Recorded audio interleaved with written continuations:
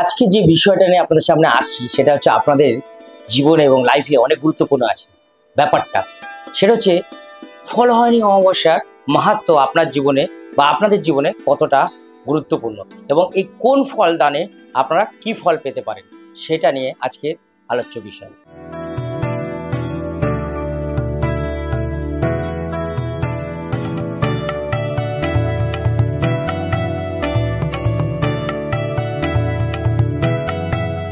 নমস্কার, জয় মা তারা, জয় মা কামাখ্যা, জয় মহাকাল, হারা হারা মহাদেব। আজ এসছি আপনাদের সামনে, আমি দীপক শাস্ত্রী। আপনারা জানেন আমি আপনাদের সামনে সবসময় আসি আপনাদের মঙ্গলার্থে। আজকের বিশেষ কিছু বিষয় নিয়ে আমি আপনাদের সাথে আলোচনা করব, কিন্তু তার আগে বলি যে আমার যদি অনুষ্ঠান আপনাদের ভালো লেগে থাকে, বা ভালো তো লাগেই জানি, কারণ আপনারা সবসময় আমাকে লাইক করেন বা হারা হারা মহাদেব লেখেন, আমি খুব খুশি হই, আপনারা জানেন সেই বিষয়টা। আর যেটা আপনারা করছেন না, যে আপনার আত্মীয় স্বজন বা বন্ধু বান্ধবকে শেয়ার করে দিন জিনিসটা, আমি যে বিষয়টা দিচ্ছি তাদেরও সুযোগ করে দিন, তারাও দেখে যেন করে কিছুটা কাজ বা কিছুটা আপনার মতন সফল হতে পারে। তাতে আপনারও নাম হবে এবং আপনি আমাকে আরও বেশি করে ভালোবাসবেন এবং আপনার কাছে আমার জায়গাটা অনেক গুরুত্বপূর্ণ হবে। আর সাবস্ক্রাইব করতে ভুলবেন না, কারণ সাবস্ক্রাইব করলে কী হবে, আমার প্রত্যেকটা অনুষ্ঠান সবার আগে আপনার কাছে পৌঁছে যাবে, এটাই আমার বলার। তো আজকে বিশেষ গুরুত্বপূর্ণ, মানে বিশেষ আপনাদের জন্য ফল হয়নি অমাবস্যার মাহাত্ম্য আপনাদের মঙ্গলার্থে কি কি হতে পারে।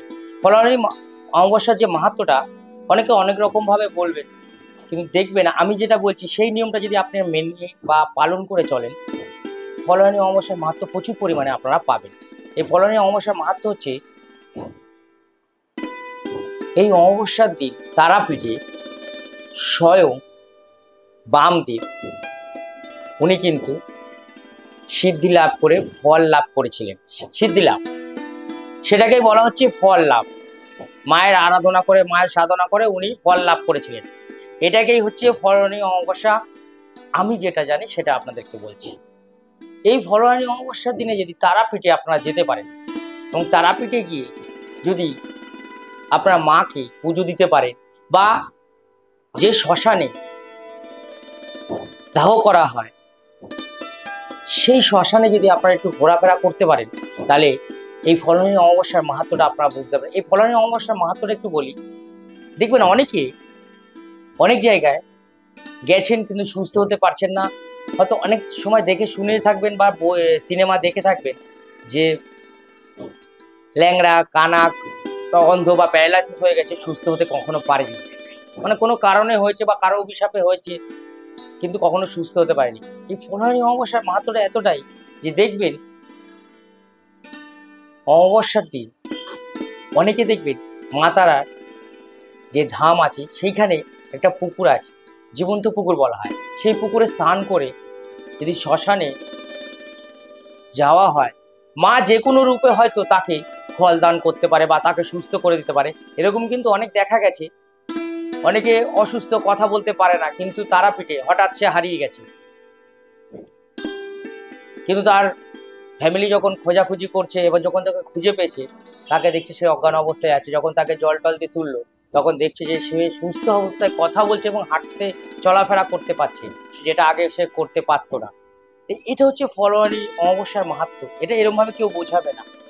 আপনারা যদি ফল হয়নি অমাবস্যা তারাপীঠে যান, তারাপীঠে আপনারা প্রথমে গিয়ে জীবন্ত যে পুকুরটা আছে সেই পুকুরে স্নানটা সারবেন এবং শ্মশান আপনারা প্রদর্শন করুন, মানে ঘুরে ঘুরে দেখবেন আপনাদের যাদের বাড়ি অসুস্থ বা কথা বলতে পারছে না বা কোনো রোগগ্রস্ত বা অভিশাপে বা কোনো কারণে হয়তো প্যারালাইসিস হয়ে গেছে, বা আপনারা চাইছেন আপনার সন্তান সুস্থ বা বাচ্চা হচ্ছে না, এরকম বিষয় নিয়ে যদি আপনারা যেতে পারেন ওখানটায়, আশা করি এই ফল হয়নি অমাবস্যার দিনে ওখানে স্নান করে, জীবন্ত পুকুরে স্নান করে আপনারা যদি শ্মশান পরিদর্শন করতে পারেন, আশা করি ফল হয়নি অমাবস্যার মাহাত্ম্যটা বুঝতে পারেন।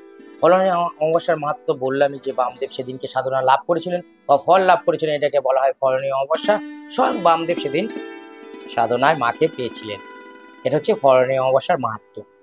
এই ফল হয়নি অমাবস্যায় কোন ফল দান করলে আপনার সঠিক ফল লাভ হবে? অমাবস্যার দিন আমাদের যজ্ঞতে প্রচুর পরিমাণে আমাদের ভক্তরা ফল দান করে, সে 5টা হোক, 1টা হোক, 9টা হোক, এরকম হিসাব করে ফল দানের ব্যাপার আছে।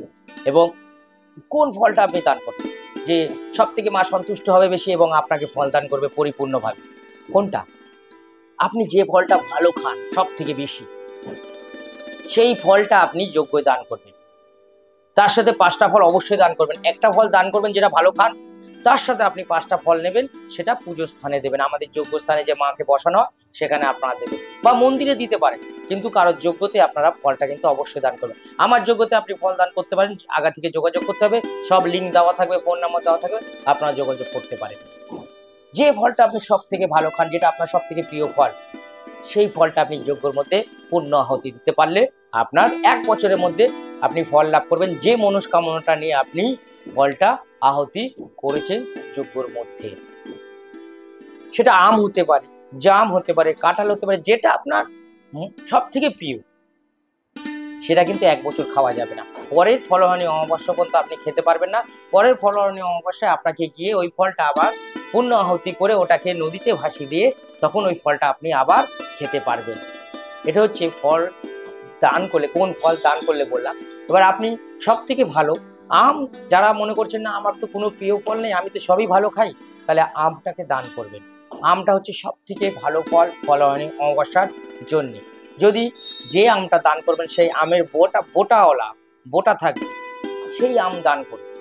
যে কোনো ফল দান করবেন যেন বোটা সমেত থাকে, তাহলে আপনি পরিপূর্ণ ফল পাবেন। এবং এই ফল দানে আপনার 1 বছরের মধ্যে মনস্কামনা ফলদান রূপে আপনি পাবেন। এটা 100% চ্যালেঞ্জ করে বলছি, কারণ যারা আমার আহুতিতে মানে যজ্ঞে আহুতি দিয়েছে 100% তারা কিন্তু ফল পেয়েছে, 1 বছরের মধ্যে পেয়েছে।